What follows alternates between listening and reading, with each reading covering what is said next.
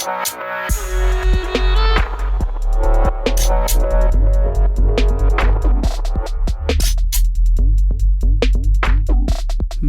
Ruiz, antzerki amateurreko aktore gisa egiten duen lanarekin batera, idazketa genero literario ugaritan lantzen du.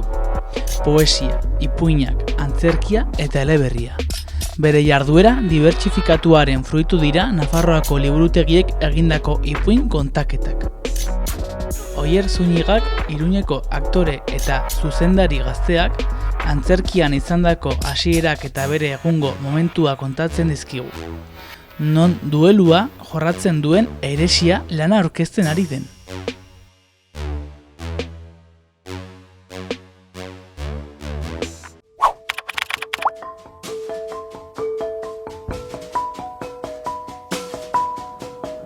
Ventura dut izena, abizenik ez zaizki bat ere gustatzen, beti aitaren abizenak direlako, orduan Ventura badaukat sorte handi bat izen honekin eta Venturarekin nahiko.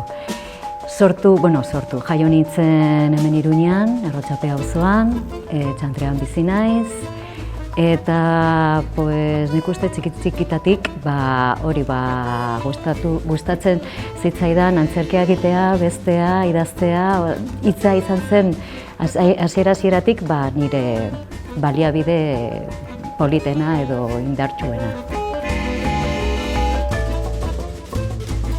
Nire lehendabiziko oroitzapenak oso politak dira, 3 ahizpa gara eta neba badaukat. Eta gero, justu beko soia 3an nire lehengusinak bizi ziren. Eta orduan ni, talde guztia osatu eta ni izan nintzen abeslaria, garai horretan Teresa Rabal, eta orduan ni izan nintzen Teresa Rabal edo marrazki bizidun abestiak nik abesten nituen publiko baten aurrean. Publikoa hori ahizpak, neba eta lehengusinak.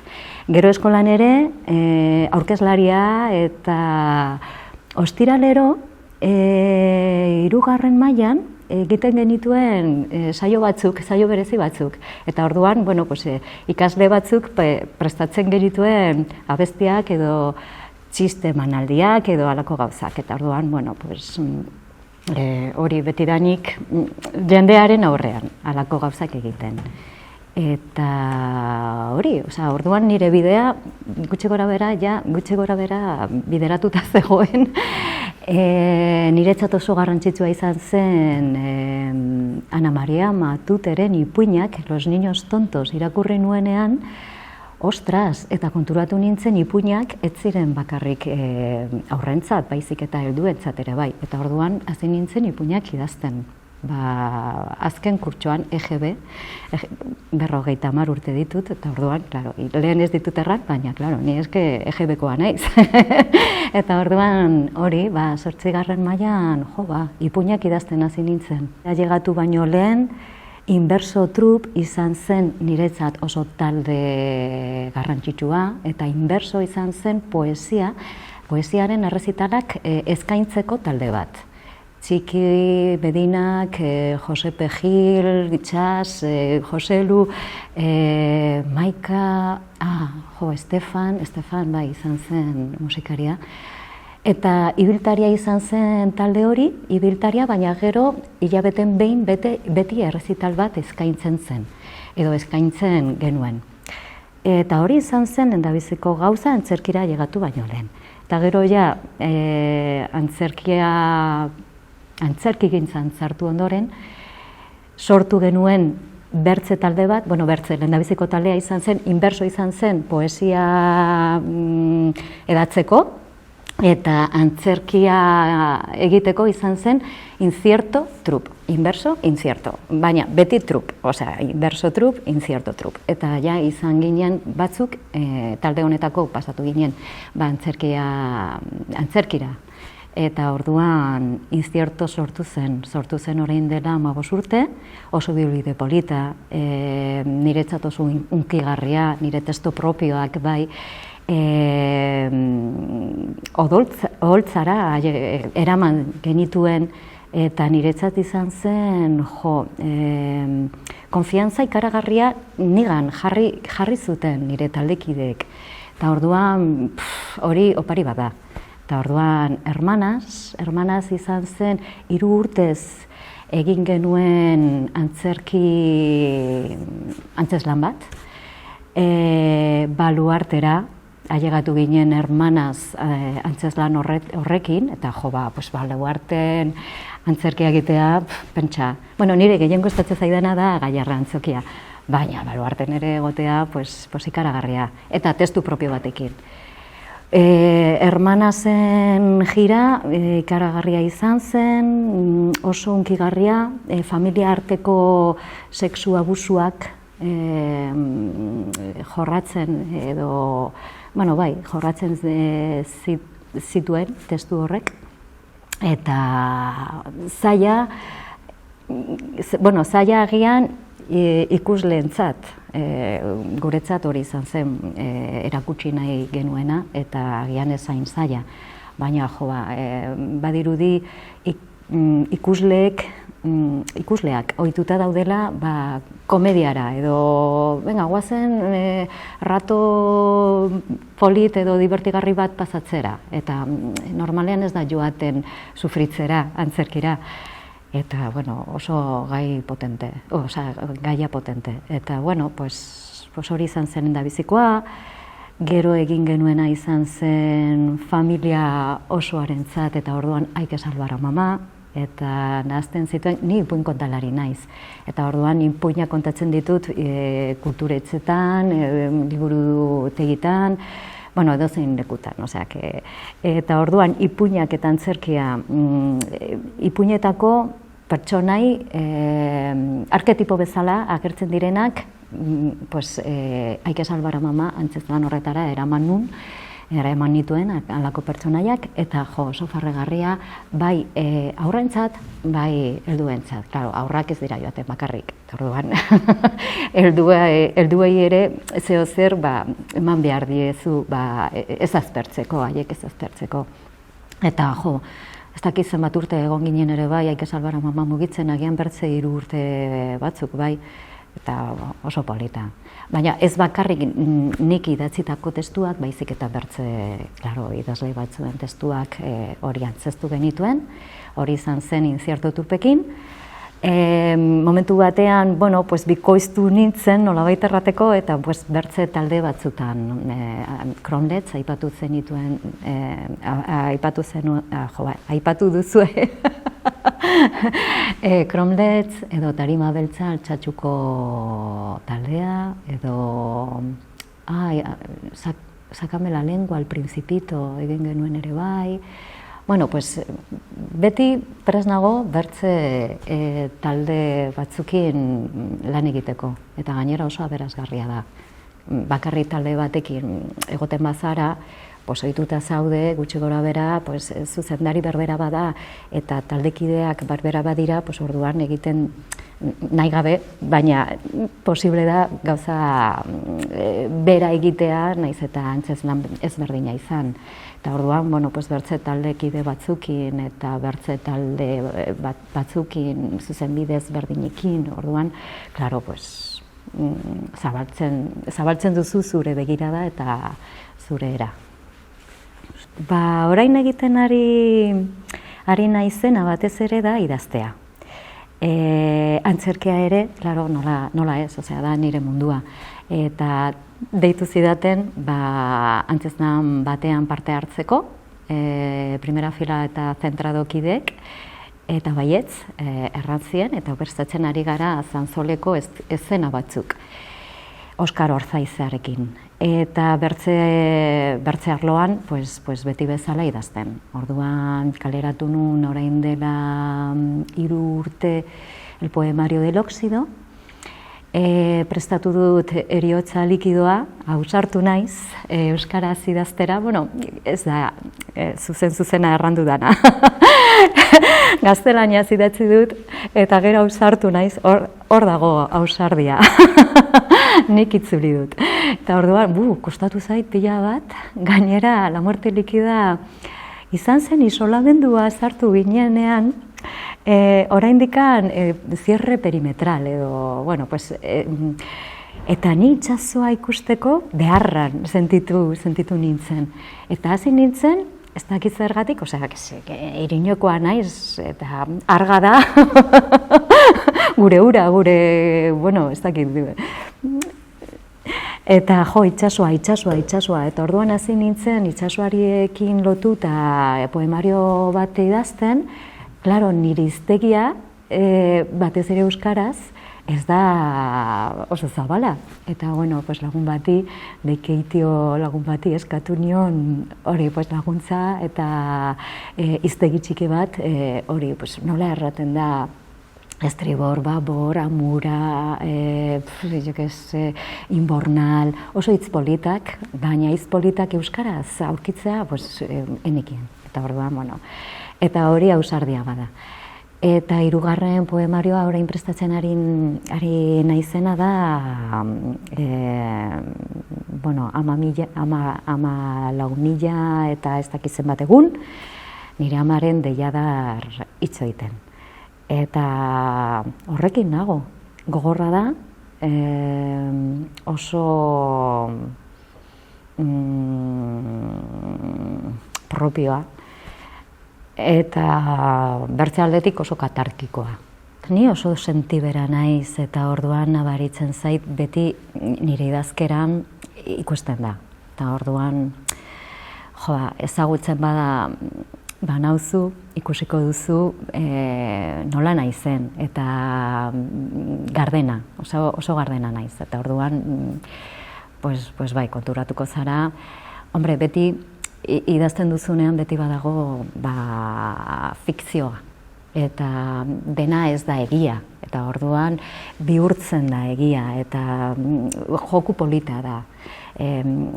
Biluzik ez geratzeko, erabat biluzik gutxienez, orduan hori bihurtzen da, edo bihurritzen dira hitzak eta emozioak eta pasadizoak. Hain hurbilak ez edukitzeko, baina bai, niri ikusten, niri nabaritzen zait hori, ni naizena idazten ari den pertsona, eta orduan bai, nire hurbilenak edo nire bizitzan daudenak berehala konturatzen dira. Bertze aldetik niri iruditzen zait, bai literatura, bai antzerkia, kapaza dela mundua aldatzeko. Agian, bueno, ni oso baikorra naizen ez gero, pentsatzen dut, ailegatzen bazara publiko batera, eta ailegatzen bazara gai potol batekin eta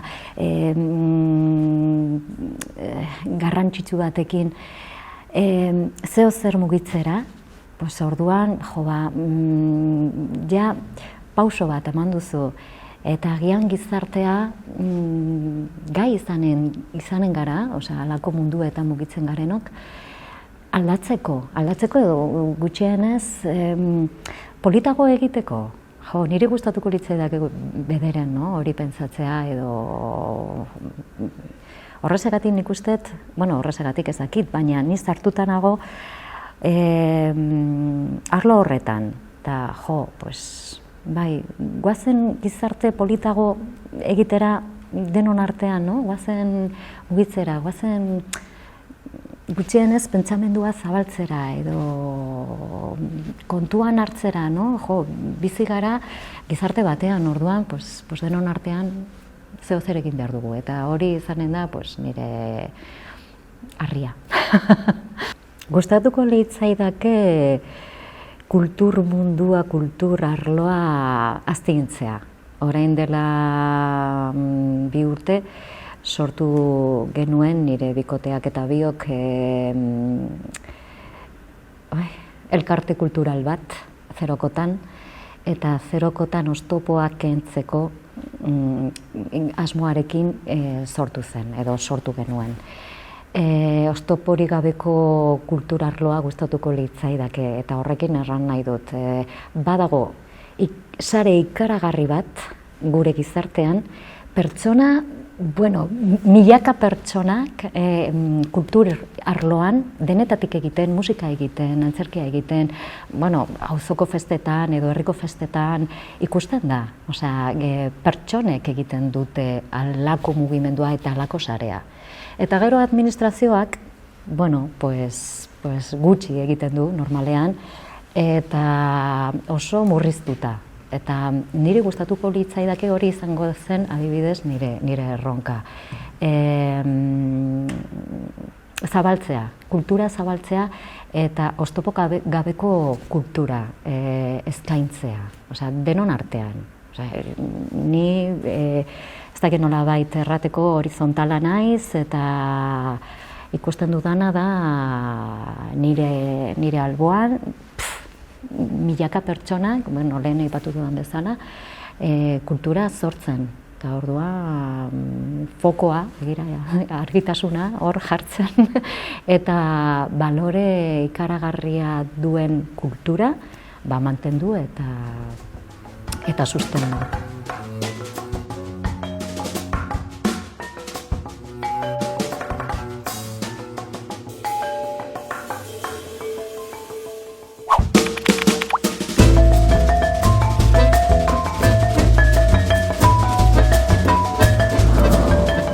Ni Oier Zuniga naiz, iruindarra, eta antzerkiaren munduan eta irudien munduan ibiltzen naiz ez, bi mundu horietan.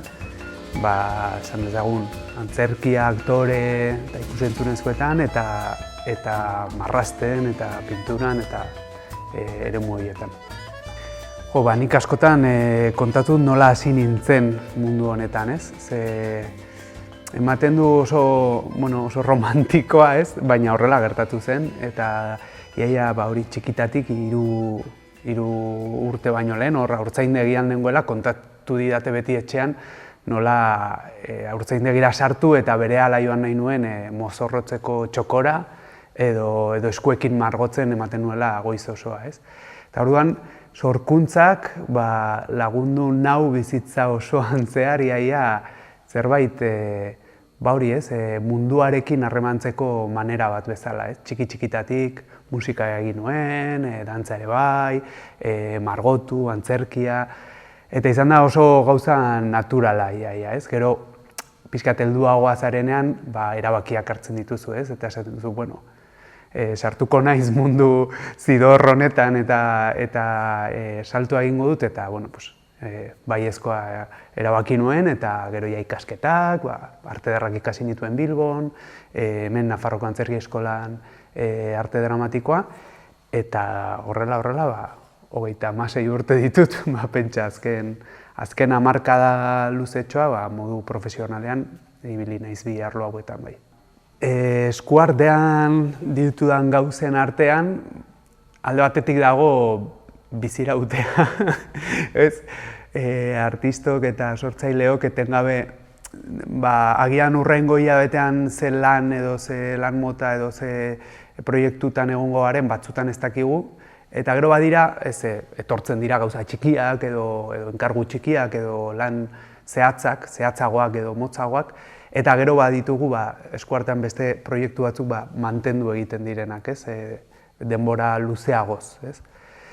Antzerkian kasu honetan, oraintxe bi antzezlanekin nabil taula gainean, batzutan gehiago eta beste batzuetan nahiko genukena baino gutxiago taula gainean, baina bata da errege begi bakarra, Iruñako In Extremis konpainia eta Donostiko Tantaka teatroaren arteko elkarlan bat, komedia bat, oso komedia beltza esango genuke, arina, parre egitekoa,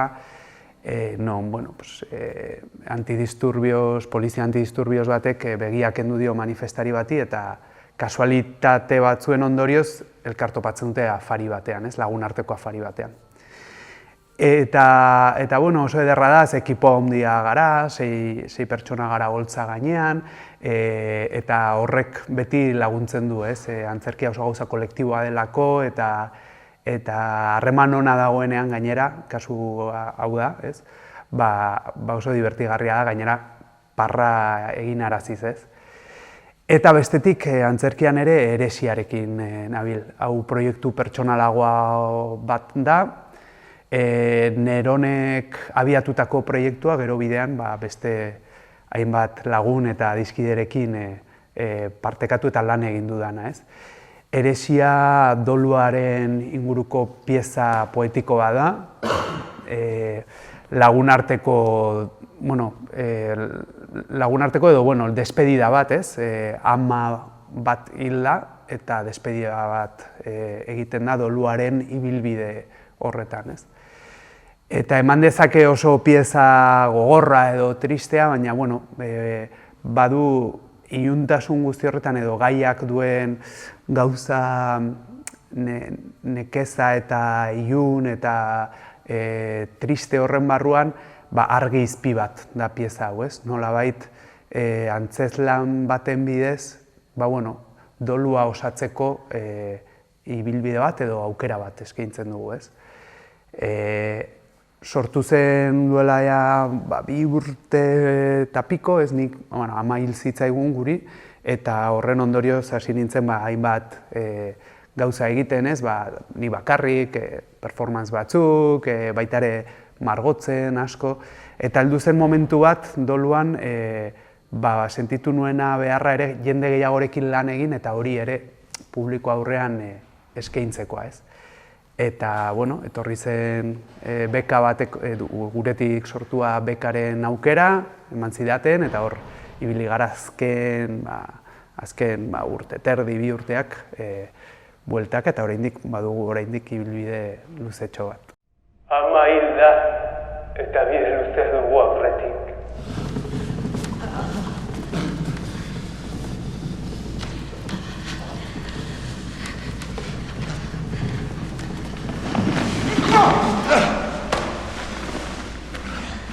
Ez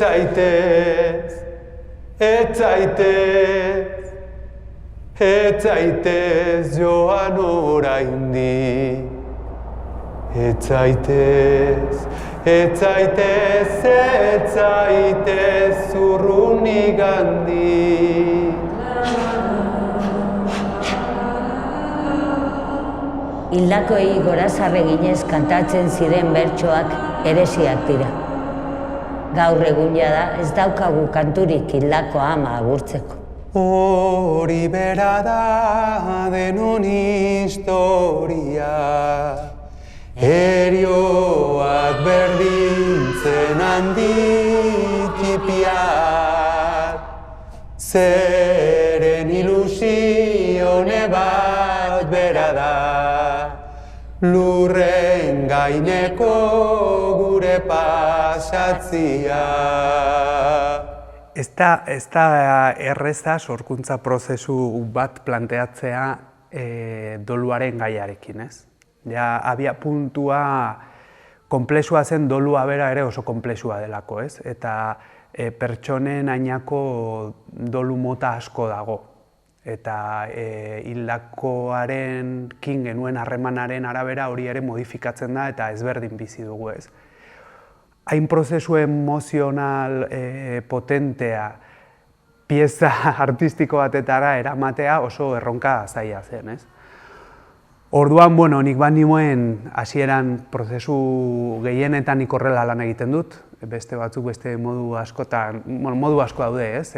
Sormenean lan egiteko, baina normalean izaten dut olako bulkada edo intuizio bat edo nahi bat eta esaten, olako zerbait egin nahiko nuke, ez? Zertzelada batzuekin, ez? Eta hasten naiz bereziki irakurtzen, dokumentatzen, irudiak bilatzen, aukerak, ez? Bai irudi estetikoagoak, bai zehatzagoak, bai zehantzerki mota edo kasu honetan, ez? Zehantzerki mota edo nola litzateke egokiena hau kontatzeko, ez?